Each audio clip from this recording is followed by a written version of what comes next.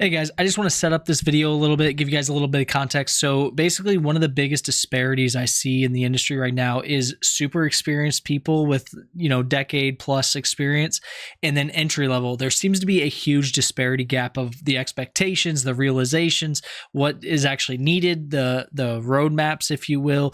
And so this is my attempt. I say attempt because it's the first time we're trying it. But if you want to be a part of one of these videos, let me know. Join the Discord and message me. But basically, what the goal of this video is for me to understand entry level and understand the issues they run into, let you guys see that you're not alone in this journey. Like there are people out there, all kinds of them, struggling with the same things you guys are struggling with, and for you to see what other people are doing so that you know what works, what doesn't work, what is realistic and what's not, and also to just give you guys some context as to when I'm hiring somebody or when I'm approaching somebody that's entry level, what am I looking for, right? Like what's the kind of thought process, expectations, etc. And so this is just to bridge that gap. That's what this video is for. That's what the context and the idea is. Please let me know in the comments any way you can see improvement on these. This is supposed to be free flowing. It's not, I don't want it to be like crazy formatted where I just ask X questions. I want it to be conversational. So let me know what you guys think. And please, please, please put in the comments below anything that you guys have for feedback. And also thank you so much to anyone that participates in this series because I really appreciate it. And it takes some real guts to do. So thank you guys. Hey, what's up, guys? I am here with Lou, a second-year computer science student who is going to hop in this video with me. We're going to do kind of a Q&A interview session where, I get the perspective of the entry level and the students that are mainly my audience, you guys, and he's going to get a chance to kind of pick my brain, and hopefully we can find some common ground where there's that breakdown in the pipeline that is cybersecurity. So Lou, go ahead and introduce yourself and let us know a little bit about you. Hey, Sophie. Thanks for having me. So I'm a second year computer science student within Canada. I'm on a bit of a more self-directed track because I want to specialize in privacy engineering and threat intelligence. I'm trying to work on essentially bridge building, like soft skills, to explain how technical skills can affect the company and what is at stake for them. So I kind of realized that within the classroom right now, they teach a lot of foundations, but I wanted to build the tradecraft I wanted to. So over the past few months, I built Omission, um, that would essentially scrub any personal information before you would input it into an LLM. I'm also currently doing Hack the Box for certified penetration testing specialist path and eventually getting a security plus to ensure my fundamentals are solid. My long-term goals is uh, intelligence work within a certain agency, as I really want to apply those skills to essentially individual privacy and individual digital defense. That's why right now the main goal of this video, I hope, is not only for entry level struggles I find, but also weighing the high level clearance path against the private sector. But to be honest, like I'm still pretty new to cybersec, so I know there's very massive gap between what I'm practicing right now and on my home labs versus an enterprise environment. So I'm really hoping to get a ground truth perspective from someone who's practically already lived it. Awesome. No, that's really good. That's a lot of good information. Some of the things you touched on, I'm curious about is your tool Omission, right? So AI right now, LLMs in general, they're like one of the biggest hot topics, obviously. Mhm. But one of the keys that you pointed out, right, is that security piece of what's going into that AI. There's, Correct. I guess, firstly, you kind of touched on already. You said, you want to get the perspective of what's going on in the industry versus your home labs, right? And so is this a tool that you're using for your home lab? Is this something that you're testing out yourself? Or is this something that you're expecting to have like enterprise implications? The initial purpose of building Omission was to demo it Mm-hmm. to CTO because um, am currently in discussions with a startup, and the Hmm. CTO is for fintech, and he wanted to integrate AI into it. So my pitch to him was essentially that there's a lot of liability, of course, Hmm. within that, because if they built a RAG and students started asking for more information, if that leaked, that would be very bad for the company. So um, potentially, yes, enterprise applications if I were to get into the internship. Hmm. But the CTO actually raised some pretty good questions because um, we actually did catch some edge cases. Hmm. For example, it didn't detect fake personal identifiable information. So that could definitely be used as an attack vector. Hmm. Uh, he also raised like questions, of course, of scalability, like deploying it to the cloud, like Yeah. it would handle many applications at once. Because I did implement um, basic like Hmm. DOS rate limiting, Hmm. but um, the question of I don't use it in my personal homelands. It was meant to be more of a proof of concept Hmm. because I read a WASP Hmm. top 10 LLMs and I applied it to omission. So, sorry, again to repeat, potentially enterprise applications, but of course contingent with my current negotiations with the CTO. Gotcha. No, that's awesome. I One of the things I think that is really important here is that you're one of the few students I've seen who you said it yourself. You went and you grabbed the OWASP Gen AI top 10, which actually just came out, right? It's been, I think it's a year old now, maybe not even that. And so you're one of the only students I've seen that you're taking that initiative of the you're not just listening to what your professors are saying, and maybe your professor suggested it, I'm not sure, but most of them are doing things that the lab is something that someone's done 100 times or 1,000 times. There's very few out there, even products alone, that are doing what you're proposing. Mm, Cisco is one of them, and they have a great product for this, and it's very in depth. It's very good, but that's one of the things I think that you have going for you, in my opinion, is that you're thinking of the future state. You're not thinking of the current state, and that's something that a lot of students get caught up in. And mm, so I applaud you for that. Even if there's obviously going to be flaws in your system, it's a V1, right? Version one of the platform. So I don't think anyone would expect it to be perfect, but I think that's actually really cool that you're doing that. I really applaud you for that. Um, Next question I had, right, is like you said, you're kind of new to cybersecurity. You're in computer science. You're kind of in that realm where a lot of computer science has some implications to cybersecurity, but it's not fully cybersecurity, right? So you're kind of like in that limbo stage right now, it sounds like.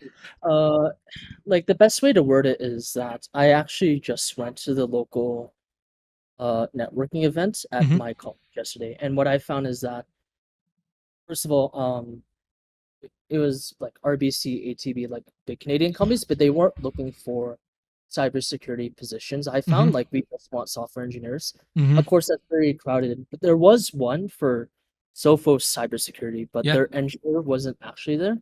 And this is actually one of my kind of gripes actually right now is like for Yeah. entry level. Like the salesperson is um, like what okay like you need the certification like and then maybe you can like get it, and it was like it felt very formulaic at like do you have this certification, Yes. yeah, and that's what the salesperson told me, and but my intention was that I really hoped that yeah, I guess that their security engineer would be there because I believe that even I my fear right now is that I don't want to become a paper tiger, as in Hmm. like you can do security plus, but that's more memorization Yep. of vocabulary. So I wanted to show like, oh, this is how I applied, Yeah. for example, OWASP top 10 LLM, and I would show it to the security engineer. So he wasn't really there. Yeah. Uh, there was another company, Curve, but then they kind of just gave me the standard script. So right now it's kind of I know like it's a common trope for entry level cybersec and CS, but like a rat race Yeah. almost, unless you find like the right people Yep. essentially. Yeah, Yeah. so there's a lot to unpack there that you touched on that I want to get to. Firstly, right, one thing you talked about that I think everybody understands, except for leaders in the industry right now, Mm, is that the salesperson, HR person, et cetera, is not the person that should be mm, the front runner of that job yeah. because they don't understand it, right? Because like you said, they're telling you, hey, get this cert, do this, but Yeah, exactly. anyone in the industry knows, okay, if I get Security Plus, that meant nothing, right? And that's just Mm, a, like you said, a memorization. So mm, I agree with you. I think that's one of the gripes I have with the industry as well. There's a couple of things that you touched on as well. The one is you just talked about going to the networking event, right? That's something I see a lot of people leave out. They go to mm, whether it's an online school or whatever, and they think that I can't do networking events. The mm, reality is networking events are everywhere. You can go to conferences, online conferences, there's remote sessions. There's so many opportunities out there in today's world for students to get involved in the infrastructure, or I mean in the networking, that I think you're already doing that, which is awesome.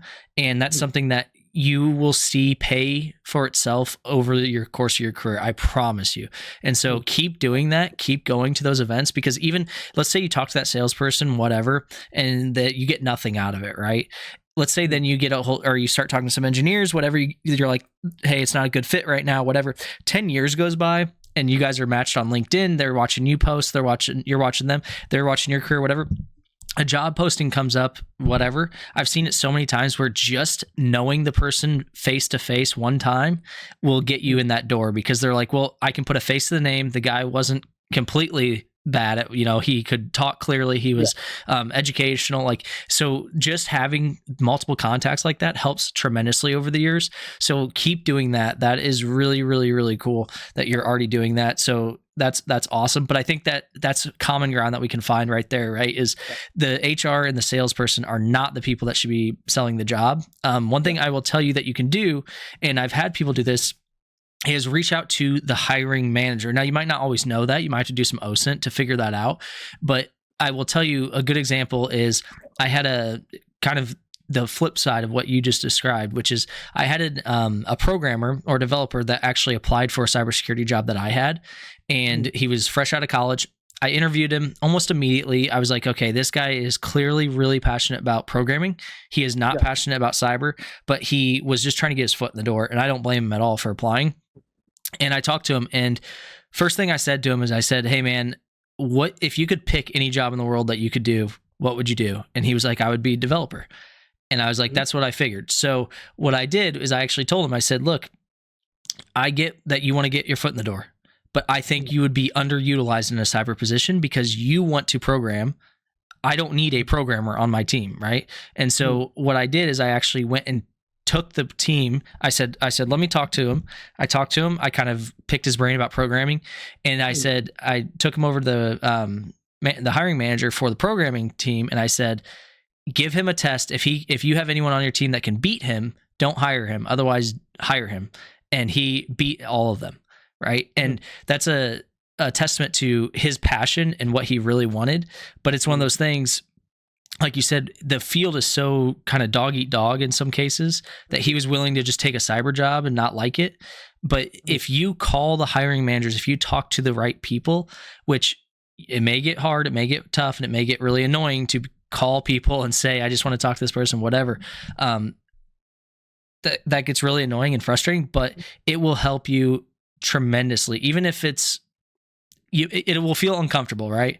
But of there's course. times where I'm telling you, just showing that initiative will pay in spades. So keep Mm. doing what you're doing, keep networking. That's really, really, really cool. Um, Go ahead. Did you have some? Oh, sorry. That's what I was about to ask you about the developer that had really had a passion for it. Yeah. Um, what I'm actually kind of concerned about right now is scope because I did mention a lot of stuff earlier, like Yeah. red teaming, cloud security, AI security. I I fear right now is like being a jack of all trades, master of none, Hmm. versus someone like who's really specialized in one thing, but they fail to see the Yeah. big picture. Like from your experience, like what is your experience with those kind of people? Like Yeah. who do you hire? Yeah, that's a great question. I think this is my opinion, and there's varying opinions in the industry, right? Some people think you should specialize, whatever. In my opinion, you should be a jack of all trades and then specialize. The reason I Mm, say that is because, for instance, right, if I have a red teamer who, or a pen tester who that is their niche and they are very good, but then an attack happens on my network and you're my internal pen tester. Well, if you're a jack of all trades first, you can hop mm, over and help me, right? Because you know the attack side, but you also at least understand how the IT infrastructure works. What tends to happen, and this is the problem that a lot of students run into, and you'll see this on like Hack the Box, right? It's all dedicated to pen testing mostly, right? mm, And so you have all of these people learning pen testing, and that's fine. That's great. There's nothing wrong with pen testing, but pen testing actually has the least amount of jobs in all of cybersecurity. So mm, you have all these people trying to learn the flashy stuff. Well, what happens if, a good example is the CrowdStrike incident. CrowdStrike mm. incident, all that needed to fix it was to boot into safe mode and blah blah. Yeah. I worked for the industry and when this happened, obviously, and I fixed it. And I can't tell you how many experienced people were going, I don't know how to fix this. I don't know Mm, how to boot into safe mode. I don't know how to boot a VM into safe mode because they've never gotten into VMware and actually done that. Which is mm, you had to in order to do it properly, right? You had to set a timer because most VMs can spin up instantaneously, so you never see the boot menu, and so you had to add a delay, and mm. most experienced people had never had to go that deep into VMware. Yeah. And it's funny because it's one of those things that really that would have been like a tier 1, tier 2 infrastructure person's Mm, job, but you had all these people who are way above that specialized going, I have no idea how to fix this because they never had that foundational knowledge. mm. Does that make Okay. sense? Yeah, that makes sense. And I like to pivot. This is more of actually Yeah. of a skill question. But as I said earlier, I really want to work on translating like my technical skills and what the Hmm. company like, really needs, because I did recently go to hackathon and I partnered with someone else. Hmm. We came up with this idea that if the algorithm would flag the text you're about to post, then the application would let you know and allow it to change for you. And I focus more on the security sides of Hmm. things. Like, for example, how could an attacker use an agent bypass this? Hmm. Not even, sorry, I kind of have to remember, not even like prompt injection. Um, I believe it's called AML evasion, Hmm. uh, basically focusing on false positives of it. But then when we presented to the actual judges, they really struggled to understand the frameworks I was trying to use. Hmm. And I realized like even a lot of CS people, well, I am CS, of Hmm. course, they don't understand the frameworks Yeah. that we use, and I feel like this is like very critical, Yep. where I feel like, again, I'm not too sure of this. I don't know if security is actually undervalued at some companies, where if you don't translate it properly to your manager, then they won't see a need for what you're Yes. building. Yeah. Yeah. So that's the number one thing I will tell you that will take your career further than anything, any hard technical skill you have is the soft skill capability to take complex issues and break them down to a fundamental level that even someone not in IT or technical perspective can understand. That is something that I recommend you really practice. One of the easiest ways to practice this is to present, and that is at conferences, present to yourself, present to your friends, whatever. Find someone that's not technical and try to explain it to them. If they are confused, that means so there's two things. What usually happens is people, when they explain something to someone and they're not understanding, they start getting a little frustrated and they start thinking like that person's not smart enough or whatever. And the reality is it's almost always the presenter's fault. And that's not necessarily a bad thing. It just means you're not translating it in a way that makes sense Yeah. to them. The easy way to do this is to draw diagrams. So there's a reason like networking and stuff like that. If you go to any company, they'll have network diagrams that explain how all the traffic flows. That's because it's so much easier to look at that picture than it is to try to have someone explain it to you. And so if you can break it down into visuals, right? It's almost always easier for people. And then Mhm. break it down to like use metaphors, right? A good example is one of the questions I ask in a lot of interviews is I ask people to explain DNS to me as if I'm a third grader. And Mhm. one of the most common metaphors I get from people that are good is it's like the post office, right? And you put an address and da da da whatever. And so if you use it in a term that makes sense to the person, right? Try to relate to the people, to your audience, then it makes it much easier for them to understand, and leave out the, like for instance, you said they were struggling with understanding your frameworks, right?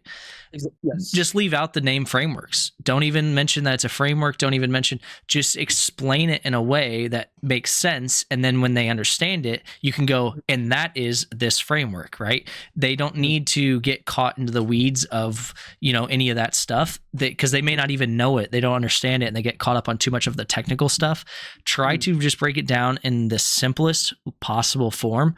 And one thing I've learned over the years, especially teaching, is if I can't break it down that simplistically, I don't understand it well enough, because that Mhm. usually means I don't know it so well that I can get down to that level. And so Mhm. that's one of the biggest skills that I promise you will take you further than any other skill you have.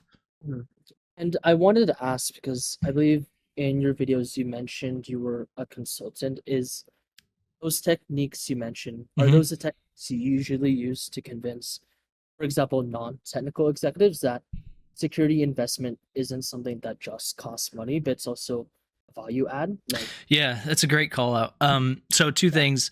So, I'm an executive first, and then I own a consulting company, and Mm. so part of that is on the consulting side, it's actually the opposite. Usually when they're reaching out to me to do some consulting, it's because they're already investing in the money or in the security of it, right? Like that's why they're reaching out. But usually there's two unfortunate truths. One is companies that don't invest in security, usually what you find is they start investing in security right after an attack. Yeah. That's the unfortunate part, and that's just the reality of it. But if you can convince them the need drives business, that's the easiest way. So what I mean by that is, let's say you have a good example is like, let's say you don't have ransomware protection or something, whatever. It doesn't really matter what let's say you don't have an EDR, whatever, it doesn't matter.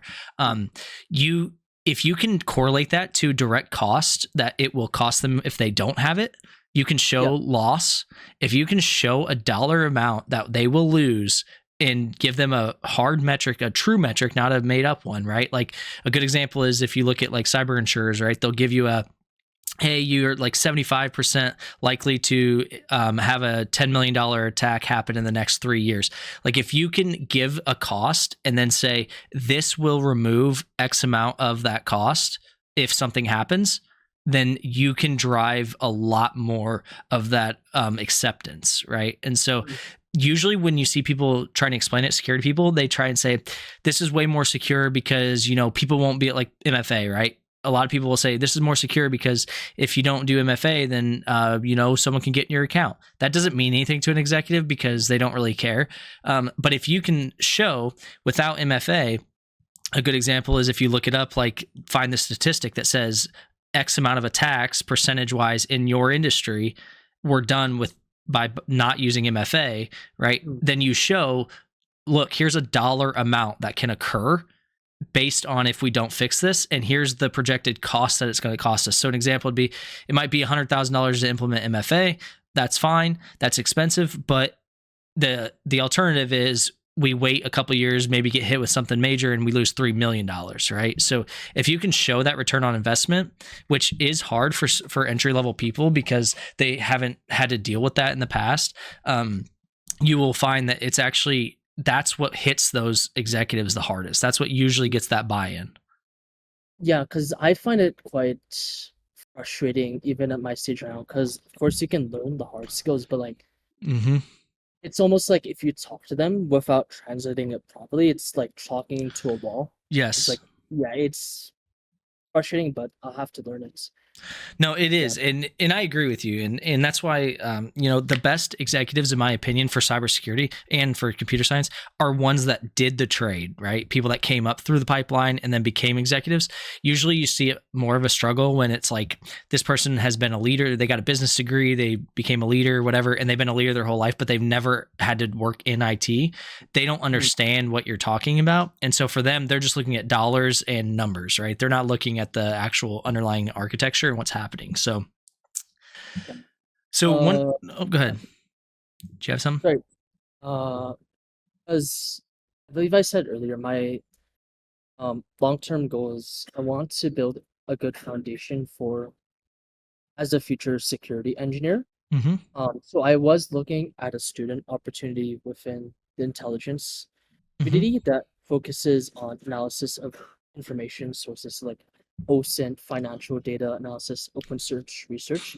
Would you say this is harkening back to earlier where I was debating between jack of all trades versus Mm-hmm. specializing?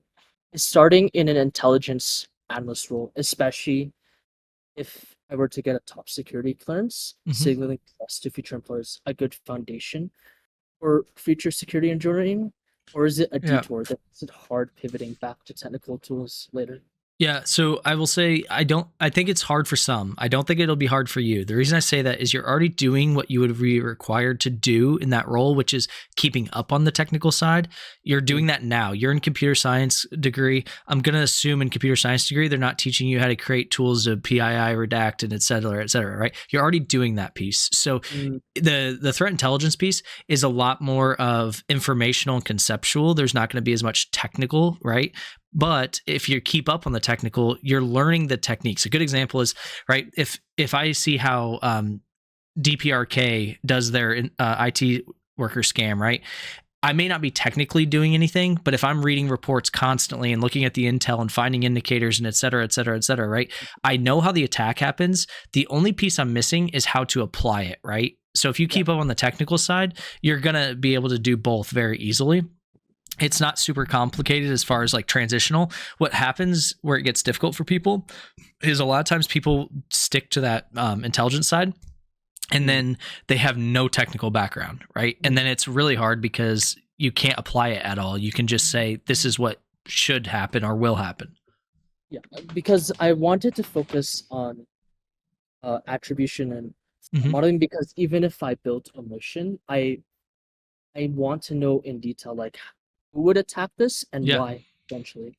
Um, like that's more like because I feel like you can't really secure it without knowing who would attack it, and you can't really attack it without knowing who would secure it. Like I wanted Yeah. to adopt like almost a purple team mindset. Yes. That's Yeah. perfect. I think so. That's you're kind of. It's funny. You're saying a lot of stuff that I would recommend people do that you're already doing. That's one of the biggest things. Is a lot of people go straight to hack the box, try hack me, etc. And it's Mm, really good to know that side. But that's great all day long if you can do a pen test. But if you do a mm, pen test and then I say, okay, how do I fix these issues? And you're like, I don't know, right? That doesn't mm, help me that much, right? Most yeah. pen test companies give you recommendations and stuff like that. So Yeah. it's one of those things that, like you said, the purple team mindset is the best mindset for actually defending against attackers, whether you're offensively defending or defensively. But you have to Mm, know both sides because if you, let's say you're really good at writing detection rules, that's fine. If you don't know how attackers are actually bypassing those rules, you can't write yeah. a rule to get around or to fix it, right? So that's one of the things that I 100% agree on. So I want to get into a couple of questions that I had for you. Yeah. So one of the questions I had that you kind of touched on a little bit, but did omission, the tool that you created, did it teach you anything about real security versus like just what you're learning in the classroom as far as in college? To be honest, like I focus more like on the technicals because I was more focused on, for example, we use fast API, like Mm-hmm. how to diagram them out. Like for example, um, sorry, for omission, I have to remember it. But Mm-hmm. essentially trying to post that data big and then understanding like how does a container work Mm-hmm. for Docker. Like to be honest, I was uh Sorry, I'm kind of losing track of myself Oh, here. you're fine. Because yeah, because I was definitely more focused on the technical side. Because it's Hmm. like even if I under in my mindset is like, okay, yes, I can understand the security side of it Hmm. with OWASP top 10 because they definitely don't teach that here in my Yeah. college. But then in my mind, it was like, okay, I can if I understand the security side of things, great. But then if I don't understand the technical things, Yeah. for example, like the container broke because it wasn't setting to uh like a local host. Hmm. Like the I think I told you already, I was using Copilot, but then it messed up and then I had to fix it. And then Hmm. to me, it's like if you don't understand the tentacles Yeah. of what you're actually building, then like if you don't understand if you only understand the security, but you don't understand the technicals, in my opinion, then you don't it's kind of like a black box. So for me, I Yeah. actually learned more on the technical side of things. Like for example, how do models tokenize Hmm. puts, and then how could that be abused, and how do you Yeah. secure against? So I would say it's more holistic what I learned in my project. So, how would you say that compares to like what you're learning in school, right? Like, how would you say the different? Like, if you said, I'll give you an example. Like, let's say you could build a mission again, or you could do a semester of your school. What do you think you would learn more in? I mean, definitely like omission. Like I don't want to directly insult No, I don't mean my it college, but insultingly. then yeah, because omission. What I did is that I watched, for example, Andrzej Karpathy Hmm. videos. Is that I need to understand like how LLMs work, and of course, reading the documentation on OWASP top 10 modeling. And I wanted to, because my goal was to read from what is industry standard and try to translate it for me. But in my school, um, I find that how do you say it? They're able to teach like the fundamentals, like what is a variable, Hmm. what is a CPU, but they don't uh really focus on the security side. Like for me Yeah. personally, I guess because I am a computer science student, so they don't really focus Yeah. security side of things. I definitely had to self-teach uh a lot of these things to myself. So that's why I've been seeking out resources like I find your videos actually like really helpful because they go in depth. Anti-siphon is really good because the guy in charge of it came from Black Hill, I Hmm. believe. Hack the Box, like even though you said they focus offensively, they give a lot of documentation that they Hmm. kind of force you to learn Yeah. rather than just like what they kind of teach you in school. So I guess the takeaway is that for me personally, I'd say it's self-directed Yeah. is the best. No, I think that's a great call because that's one of the biggest gripes I hear with people that go to school. Right, is this is like when they get to the job market or people that are in the job market and go back to Mhm. school or whatever. They're like this is useless, right? And I'm not here to insult the school. I agree with you. They teach a good fundamental. They teach Mhm. kind of the conceptual idea of what things are. But I think what you pointed out is something that I've kind of preached for years, which is Yeah. hands on actually doing the work will 100% trump what you're learning if you're just reading a book, right? Yeah. And And I wanted to, oh, sorry. oh no, go ahead. Yeah, I wanted to give you an example because I do have a friend like so he goes to college and he graduated from information security. Hmm. So he has like a pretty standard like loadouts, quote Yep. unquote, like security plus, CISA plus. I think he's trying to do CCNA. Hmm. But like right now, even for him, like he's being funneled into I believe IT analysts or help desk roles Yep. because like, that position it's just so hard to jump. There's cybersec. It's Yeah. just like you said in your videos, like why would I trust like this? I don't know, like 20-year-old like did a lot of vocab tests Yeah. versus someone who can, uh, for example, software engineer who's built it and now wants to pivot to actually securing it. Yeah. It's a big struggle to be Yeah. honest. I think that's one of the biggest struggles that entry level people find is they're being told this, and I want to kind of direct this to you to answer for me if Yeah, you know, but they're being kind of told by these schools, and I don't know that this is true with yours, but a lot of schools will say, if you get your cybersecurity degree here, whatever, like you're going to get a job in cybersecurity, and the reality is like if you have a degree, that's great, but you're starting from the ground zero yeah, because a good example that I use a lot is, even just DNS or domain controller, right? If I Mm, go to someone and say, can you explain to me what a domain controller is? And they got a 4-year degree, they'll be like, a domain controller is host Active Directory, right? And they'll tell me kind of the fundamentals.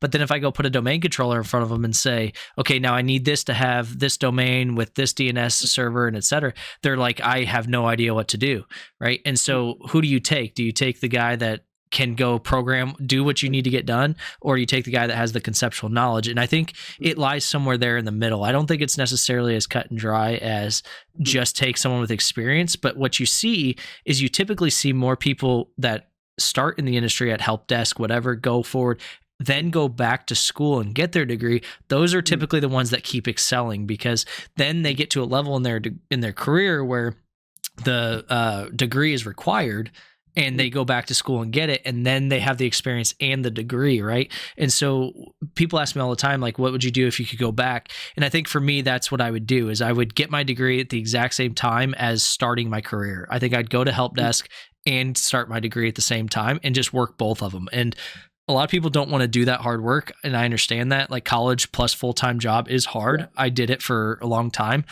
It is hard, but I think that's where a lot of people struggle in the industry, and you pointed right to it. yeah. Mm, One question I had for you, right, is you said you use Copilot a little bit for some of your tools. I want to know, like, if you, and this isn't to say that you used AI for everything or anything like that, but if you were to not use AI, right, like if AI didn't exist right now, right, would you still be able to create these same tools? yes, because I did start programming like before that Hmm. GPT even came out. So Okay. not really in the cybersecurity space. I was actually doing game work, but like before, like I would just rely like what I'm actually doing right now, like reading Hmm. documentation, watching like a lot of tutorials. The only Yeah. issue for me is that I treat AI more as like as an accelerator, Hmm. where because I'm so busy, for example, omission, I built that over like the course of a week. Yeah. If without AI, that would have taken me too long. Yeah. And just before the proof of concept, I wanted to show to the interview. So like if it vanished tomorrow, like I'd still build it. It's just like it would take me like a very, very long time Yeah.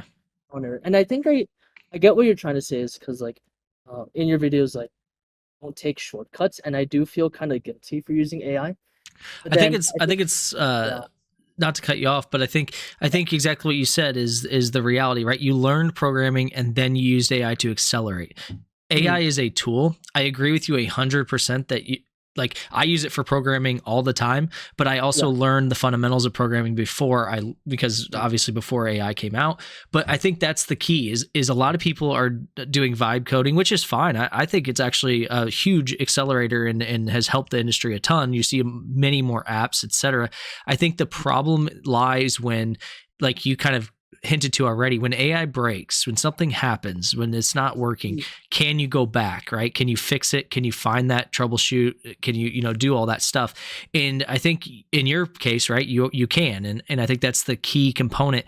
And I want to point that out really quickly is that if you're watching this and you're saying like, oh, I built this tool too, make sure you can go back, because if you go look, almost every developer nowadays, they're giving tests to them, and they're failing if they can't use AI, right? And that's one of the things. It's like nobody's expecting mm, entry level developers to be unbelievable developers or programmers, but at the same time, if your only programming skill is based on AI, then mm, you really aren't that useful, because it will eventually break. And then what do? I have to call somebody else to come help and fix it, mm. right? Essentially, yeah. So no, that's a great. I'm glad you did that. I think that's really important. I actually agree with you 100%. I think AI, the word you use is perfect, which is an accelerator, right? I think it's a Mm, tool that accelerates you, and I think it's really, really useful. But you got to use it properly and understand that it is a tool, not the actual process, right? mm. One question I wanted to ask you, and if you have any, is what do you think? Whether it's in institutional for schools or whether it's like people in the industry or whatever, what do you think people should stop saying to entry level students or even people getting into the industry? Is there anything that you think that you hear all the time? Anything that is being told to you that you think is untrue or anything like that? I think I hinted at this earlier, but um, like definitely like certifications is a big gripe for me, at least for the um, at least on the cybersecurity side, because they don't really teach you like you actually have to apply. Because for example, um, like you can pass security plus, but it doesn't mean you can necessarily secure server. And I guess this is more computer science, but they definitely do tell us a lot. Is that do lead code, lead code, lead code. Hmm. That's like they practice your coding skills in terms of algorithms, but in terms of like true like real world, for example, uh they'll give you like a ticket, build this that has Hmm. no correlation I find with actual with like algorithmic work. So I would definitely say it's like I think this has been told like a million times, like entry level is like very crowded, and it's just like everyone is kind of in this rat race where if I do the certification or if I do the lead code, I'll get the job. Because Hmm. the of course like on YouTube you're gonna see like thousands like, oh how I'm a Google software engineer, I make blah blah blah. Or I'm a bounty hunter and I make like 5 million per day. But then Yep. like it's I find it like very unethical actually because Yeah. it's like you're kind of hooking these people into an ecosystem where it's like, oh, you do pen testing, like you can earn this amount of money. Yeah. Then I actually do have some friends like that do want to get into it, but then it's like you're not going to be able to stand out that way. Like it's not really practical. Yeah. Like they're all focusing on the Yep. story. And then I think you told me earlier, like it just takes time and Hmm. hard work. Like I definitely still consider myself a beginner, so that's why I really it'll be a slower start, of course. But then if I get the fundamentals down, even if the tooling changed, like as long as I understand it, I should be fine. Yeah. No, I agree Yeah. with you, and I think that's a good, really good call out that you mentioned. Is I get this a lot. Is I do agree with you. I think it's unethical how a lot of content creators and YouTubers portray things. I get a lot of shit. Sorry for the language, but just honestly, I get a lot of pushback. I get a lot of I will say it's probably the reason my channel will never explode, and that's okay with me. But it's the fact that I'm not going to clickbait a title. I'm not going to put in there like a thumbnail of, whatever. I'm not going to do the YouTube game. I just want to give people content that will help. And I think that's a good call out. Is it's very unethical for these people that come in and say, follow XYZ path and you will Mhm. get this job. I actually when I met with Try Hack Me, I've talked about this in my videos, but I met with Try Hack Me, and this is probably why they won't talk to me much anymore. But I met with them and I told them the same thing. They released the SAL1 cert, and it said in there the cert that will get you hired. And I said that's unethical because it's not true. And they said, well, we think it's going to be and blah blah. I said it has never gotten anyone hired ever because you haven't even released it yet. So it's not possible. And they kind of agreed but said it's marketing, whatever. Anyway, and I'm not trying to hate on TryHackMe because I understand they have a business to run, but at the same time, I think what you're talking about is the industry itself has created this ecosystem, and this ecosystem is all these entry level that followed all the Mhm. same paths. They all have the same resume, they all have the same certs, and they all go, why can't I get a job? And I think there's one of my favorite quotes out there, which is, if you want to stand out, basically, I'm paraphrasing, but basically, if you want to stand out, you have to do what nobody else is doing. And Mhm. if you do what everybody else is doing, you're guaranteeing mediocrity, right? You're guaranteeing you'll stay at that level. So if Mhm. everybody right now, like you're watching everybody in this industry, entry level wise, struggle to get a job, but they're Mhm. all still doing the same thing, right? And so the ones getting the job are the ones that are doing something different. Yeah, you could, Mhm. and then I get the argument, well, my buddy did the same path and he got a job. Like, yeah, there's going Mhm. to be jobs out there and anomalies and stuff, but I think it's really important to call out that do Yeah, what and you, go ahead. oh, one thing I also wanted to count out is like, of course, the security industry, like they tend to recruit people with prior experience. So Hmm. that's why like Security Plus, of course, is going to be naturally more expensive. But then for the average student or entry level person wanting to get into it, like it's like prohibitively expensive, especially like given like current economic conditions. Hmm. Like like I work right now, like balancing university, like I Yeah. could hope for Security Plus, but then like it's a big investment right now, and Yeah. then um, it's just like the pricing coupled with the marketing, like it's Hmm. basically what they call like a rat trap almost, Yeah. where No, I it's like you're agree. must just like Yeah. it doesn't really get you anywhere, to be honest. Yeah, I think certs as a whole have become a money marketing. I Mm, don't want to say scam because they do have some valid purpose, obviously, but at the same time, I agree with you. Right, they're the look at Security Plus, the Security Plus, any cert you want to look at, SANS, CISP, etc. They're not even. They don't even really care about the student, and they never will because the student's not the typical one to buy it. It's usually a mm, business. It's usually the military. It's usually whatever, and they're the ones purchasing these large purchases, right? Like 100, 200 seats at a time, etc. And so that's their main target audience. Yes, they are advertising it to students and they hope students buy it. They'll give you a little discount, whatever.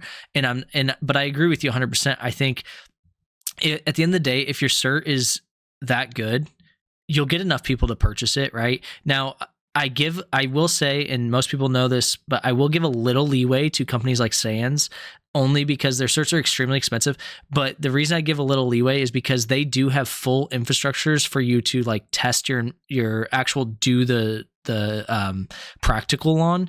So like mm, they do have an out of pocket cost, but a company like Security Plus, right? It's a quiz, right? They have, granted, they have a website and you have to take the quiz on the website, but that's about it, right? And so I yeah, think it's kind of crazy that they're charging, continuously upping the price and still, yeah, like you said, charging. I think there's some ways around that. There's some schools that will give you like a voucher and stuff like that. But either way, I agree with you. I think it's a scam.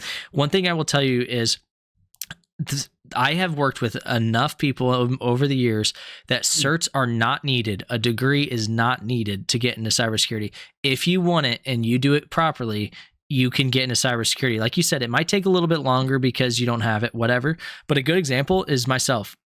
When I got into the industry, most people, if you've ever watched my videos for a long time, you know, when I got in, I didn't have certs to get in. I didn't have a degree, whatever. And how I started is I actually went around to local businesses. I went around to anyone that would listen to me. And I, said, hey, I'll do a security assessment, a vulnerability assessment, a Wi-Fi assessment. I'll do anything I can to get experience. And I said, I'll do them all for free. The only thing I ask is for letters of recommendation, right? And mm, they would start writing me these letters of like, this person did a great job. This guy did a great job, blah, blah. And then I started getting invited to do talks at some of these businesses and stuff like that. And they would write me letters and I would do all this stuff for free and get these letters. And then when I went to my first job, they were, my first job as a sysad, they were like, basically, you don't have any experience. Why would we hire you? And it's like, well, here's a stack of experience that I do have. It just doesn't correlate directly to a job that I held, right? And so mm, an example is I would change my resume and I stopped putting my resume in there where it's like I worked here, here, and here, and it would be like, here is my experience and skill set, and then at the bottom, here's some places I worked, right? And I would do that, and they don't know where I got that experience at, right? And so I figured out that it's a system where if you can produce with experience, whether it's like you said on your home labs, whatever, if you can simulate real world, no matter how you do it, mm, shadowing, assessments, et cetera, you can get in that door. And a lot of times it's people that do it for 6 months, a year, and they go, oh, I've been applying, it's hard, and I'm not getting a job, and they kind of quit, right? I think people like you who are doing exactly what you should be doing, working on skills outside of it, finishing your degree, trying to get as much of that knowledge and experience as you can before that day comes where you need to apply for those jobs. Those are the people that are going to stand out because everybody yeah. else is not doing that.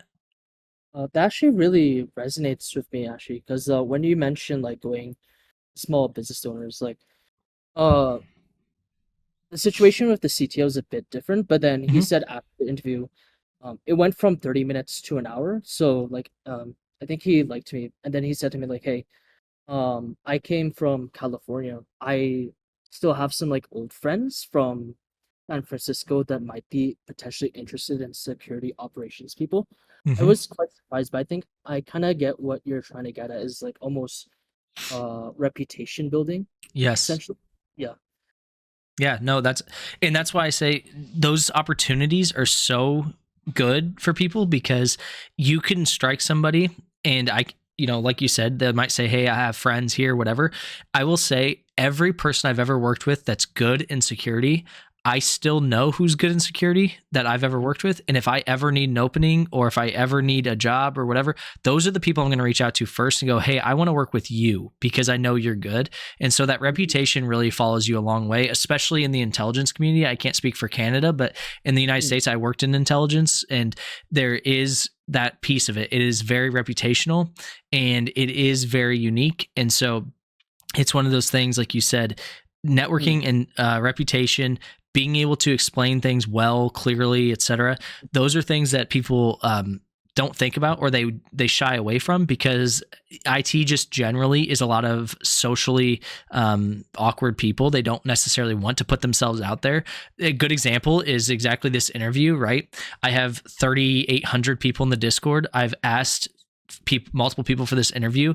There's only ever been 2, and you're one of them that's volunteered. So out of 3,800 students wanting to get their name out there and get their get questions with the expert, quote unquote, right? All that stuff. You're the only one that did it, right? So that shows, that's kind of the example of like, take opportunities, make opportunities, and do those things. So I really appreciate you doing it, but I also, that's a huge key to it, is stepping outside of your comfort zone and pushing yourself past, because that's what's going to get you further than anything. I've got one more question for you, and then I'll let you obviously ask any questions you want. But if you're only 2 years into your computer science degree, but if you could say something, tell yourself something a year ago, right? Like, what would you tell yourself 1 year ago?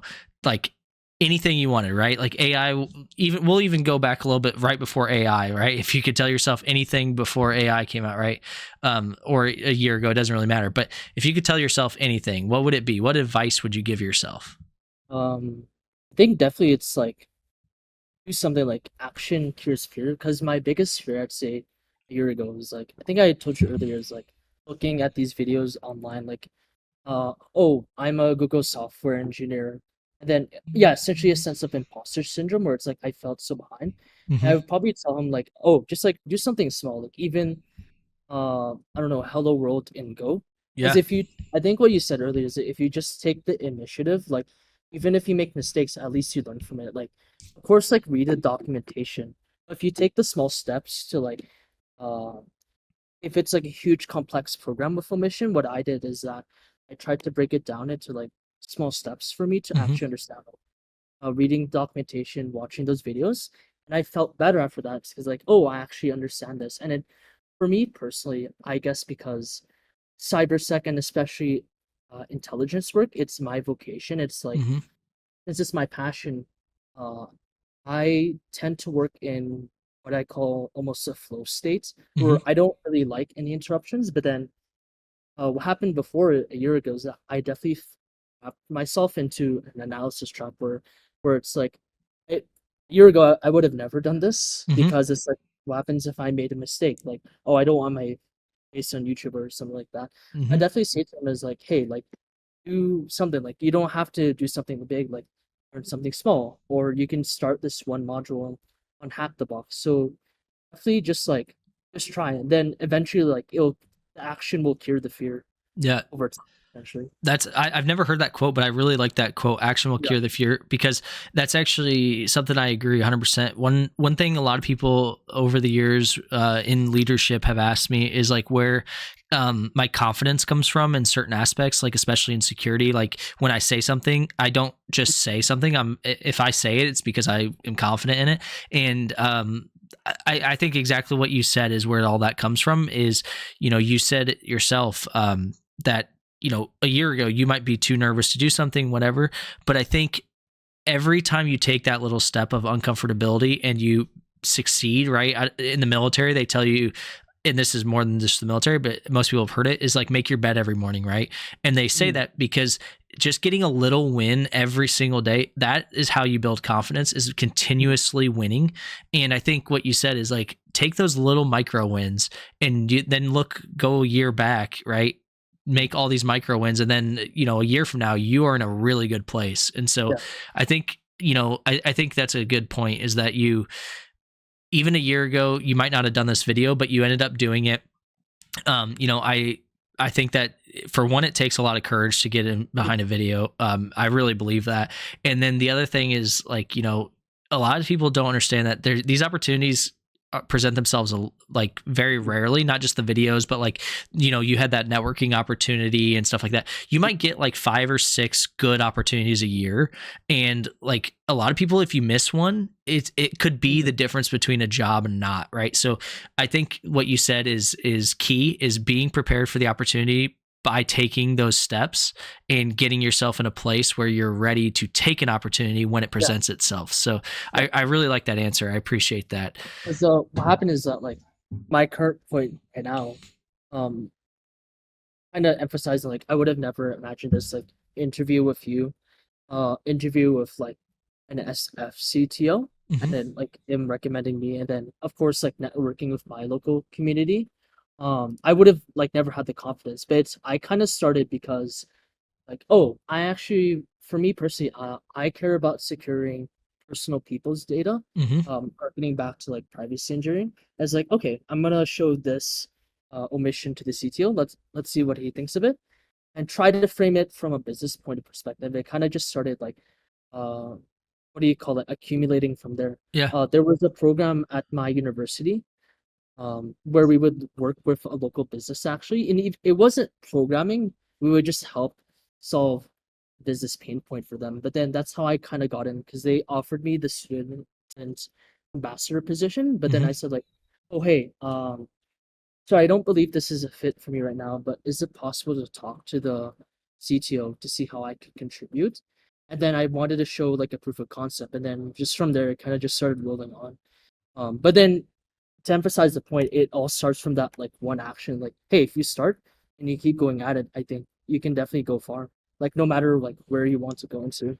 Yeah. No, I think that's a perfect example, right? Is an opportunity presented itself. It wasn't one that you thought would fit, but yet you still open your Mhm. mouth, right? And I mean that in the nicest way. Like there's a saying like closed mouth doesn't get fed, right? And that's a perfect example is you still wanted to contribute and you weren't afraid to ask for it. And who knows, Mhm. maybe he says, no, that's okay.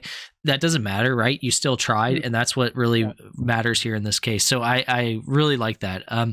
So Mhm. that's all the questions I had for you, but I've really enjoyed this conversation. Is there Yeah. any questions you have for me or anything that you know you want to pick my brain? Or I mean, we've kind of been doing that this whole time, but I'm just curious if there's anything else you have. Yeah. So one thing I was considering is that I really wanted to start like a cybersecurity club at my local Hmm. school. Because what I noticed is that um, within my city, there's two colleges, but their cybersecurity clubs, like they focus more on TryHackMe and Uh huh. CTFs. The other big university at my city, they do have a cybersecurity club. They don't even hold CTFs, and they just bring in basically speakers, Yep. and their advertising is basically, "Hey, come to our club, get extra credits for your class." And I really wanted to like share my passion with other students, Yeah. but I was looking at the I wanted to go into intelligence work. Um, like, would you say it's possible to introduce like teaching like basics of like intelligence like OSINT Hmm. within a club within university? Or because we're basically at my college we're taught like the happy path, quote unquote. Like Yep. no one really teaches us to think like an adversary Yep. unless like you find people like you on the internet. Hmm. Like my only worry is that if industry sponsors came to the club is, hey, we're looking more for like analyst positions or whatever. Hmm. I don't know if there's going to be an exact of what my vision is. Hmm. CTF's like intelligence work versus my local city, which focuses more on like compliance and analysts. So I was just Yeah. curious. Uh, Yeah, so two things. One is I would say if you're going to do it in the context of the school, meaning like, you know, you're going to start your own club or whatever, I would yeah. make sure you explain it very clearly to the school because that's the only thing I could initial thing I can see being a roadblock is, like you said, a lot of schools will very prohibitedly like say you cannot teach certain things.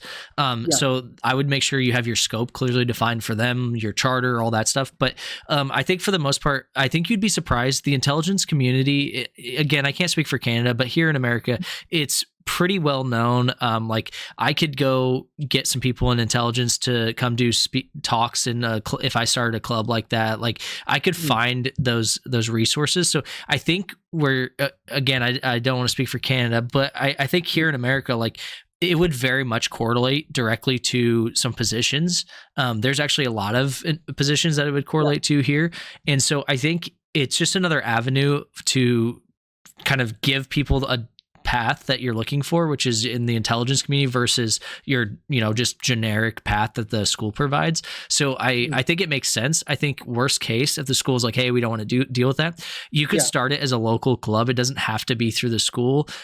You just have to remove all affiliations, right? You could just Mhm. whatever. But I mean, even in the Discord, I've seen multiple people get together and kind of start those like sessions and stuff like that. So I think it's definitely something you should do, because one thing that you'll learn is like, as you get older, you want to surround yourself with like-minded people. And Of so course. identifying those people now, you guys can actually help each other grow. And so I think Mhm. it's a really useful skill. I think the one thing that a lot of clubs tend to have, that like cyber clubs anyway, that keep people out, is people are nervous that they're not going to be the smart enough to do those CTFs and stuff. So I think one thing you have that is that speaking component. If you have guest speakers and things like that, people usually will come more often to that because they're like, oh, I can learn from this person, I don't have to like volunteer, I don't have to get involved, Mhm. etc. They just want to gain that knowledge. So I think it's a really good idea. I think it kind of merges the gap that you guys are missing. Yeah. And I think as I think get it vetted through the school to make sure that you're not breaking any rules or whatever. But I think it's definitely got a audience. I think you'd be surprised. I think there's probably a lot of those people that just aren't speaking up right now. Mhm. Uh, oh, and about the intelligence work, because you said in your videos you work as a, I believe, incidents response, and you wanted to reach CISO. Mm-hmm. What I was curious is that where is the biggest breakdown in that cycle in the corporate world? Like, essentially, are companies failing at election because they're kind of like overwhelmed of we have like too many laws, or is it because they don't really understand what the adversary's intent is? Yeah, that's a good question. So I want to make sure I understood that you said, because I thought I heard you correctly, but I might have missed it. Is you said, Oh, is the problem that they have too many logs? Is that what you said? yeah, Okay. that, yeah. Yeah, I just want to make sure I heard that part right. So yeah, so there's a couple of things. One, so my goal obviously is CISO eventually. I'm an executive now. I Mhm. still am in the incident response realm, but I run more than that, and I come from the incident response realm. And one of the biggest things I see usually is not too many logs. It's a improper detections. So usually what happens is you have two kind of fields. You have SOCs that have been around for a really long time, or businesses that have been around for a very long time. They usually have the security issue they have is the legacy apps, right? The apps that didn't have security built in when they were coming up and stuff like that. They have this legacy infrastructure. And then you have the other side of the house, which are new startups and things like that. Those usually have cloud or all cloud Yeah. infrastructure, et cetera, et cetera. And what you see is with the SOCs, you kind of run into a couple of things, but the main thing you run into a lot is attackers don't really get in because they are like so skilled, they beat every tool out there, right? What typically happens is they might set off an alert here or there, but Mhm. they are able to make it look like regular everyday traffic.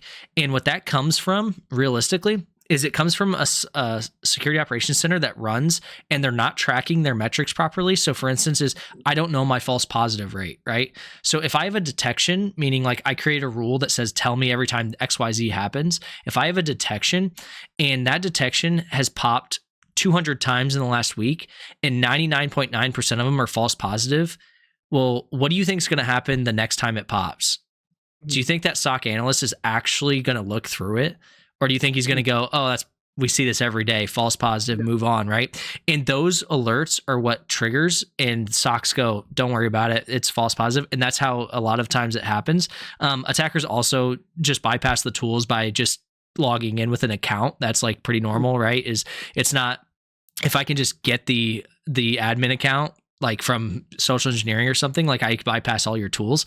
But what you typically see is not too many logs. That's not usually the problem. It's lack of understanding of the logs. Yeah. So they see the log and they go, it's been a false positive, I'm not really sure, or they are too afraid to like throw the red flag up sometimes. That's something you see a lot too, is executives kind of put pressure on certain situations that don't need pressure. And so then people are like, I'm afraid to say something because I'm going to get yelled at, or I'm going to get, a timeline on this, or et cetera. So a lot of times what you see is businesses that get compromised. A lot of times it's not necessarily like one thing, two things, three things, like as far as the SOC could have detected. Yeah, they probably could have, but it's usually a breakdown in the security program as a whole. So usually the initial attack vector wasn't detected, which means you had a gap, right?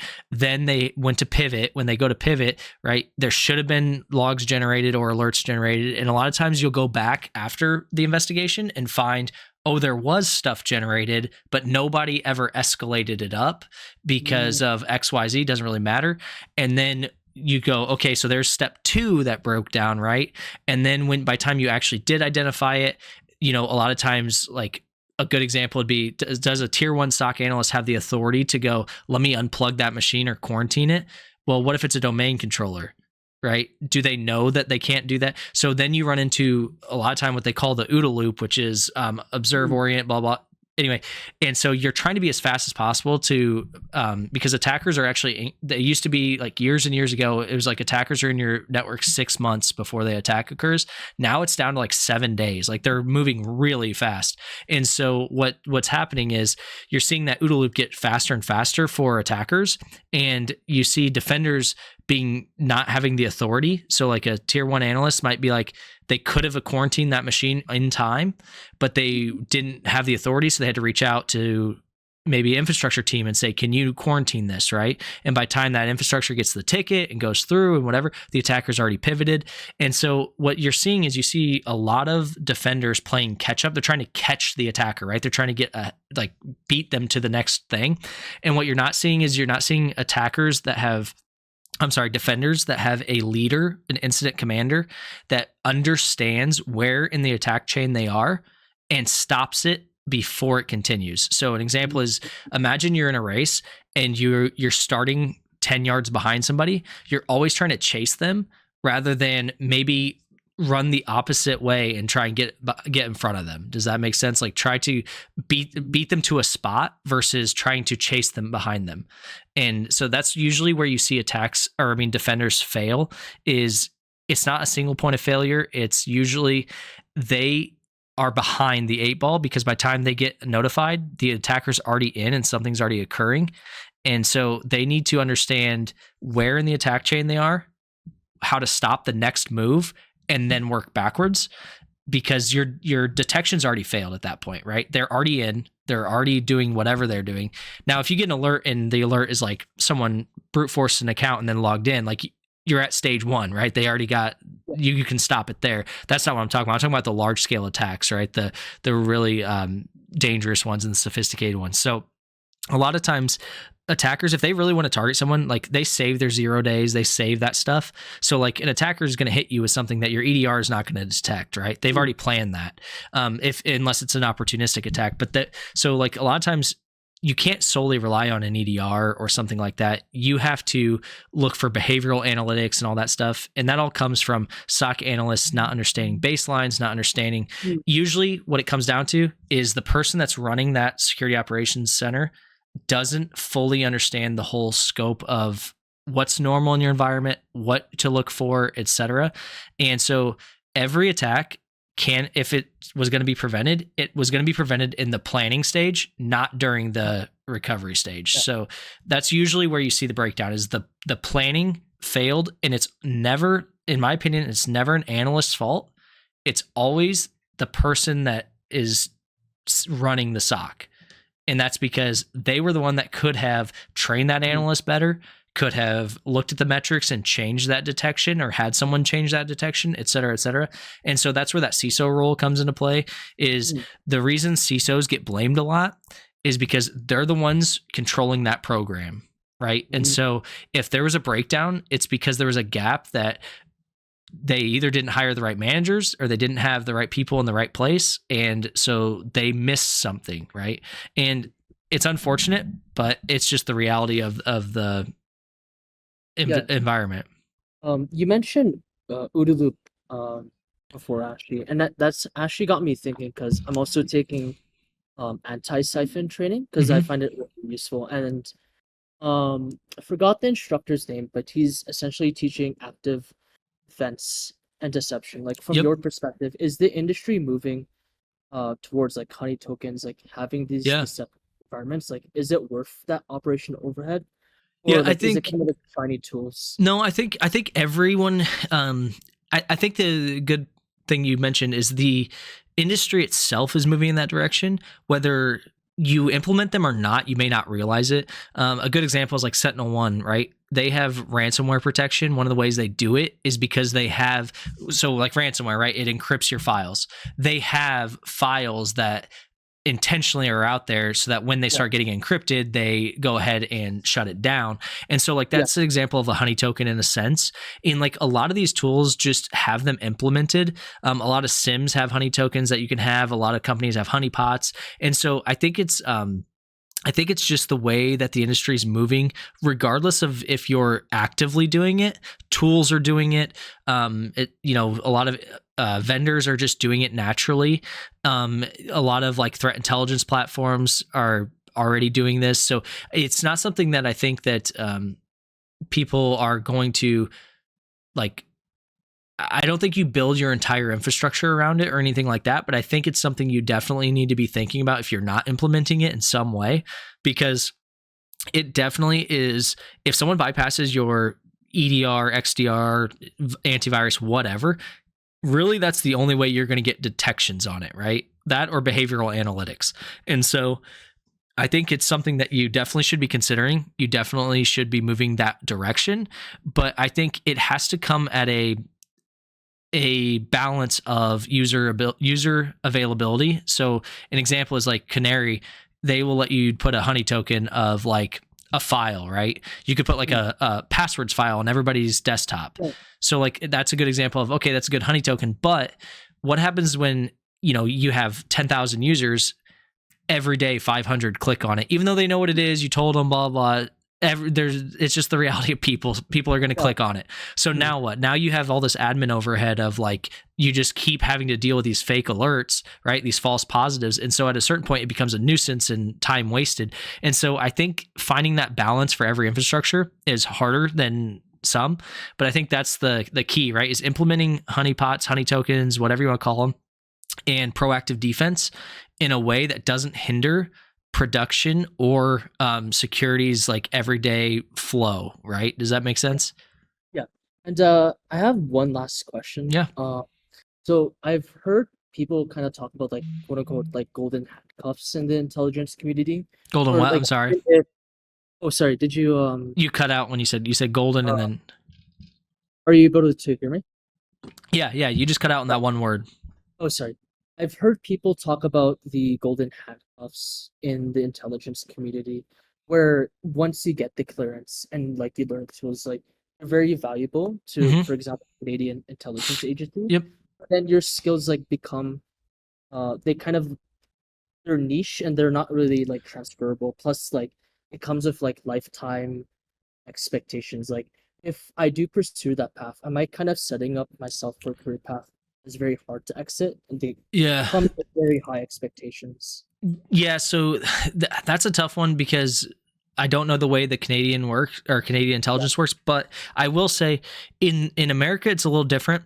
A lot of people really want that clearance because it opens up the door, but it does do exactly what you just described, which is pretty much for the rest of your career, your value is that you can work in a classified environment, working on classified systems, et cetera, et cetera.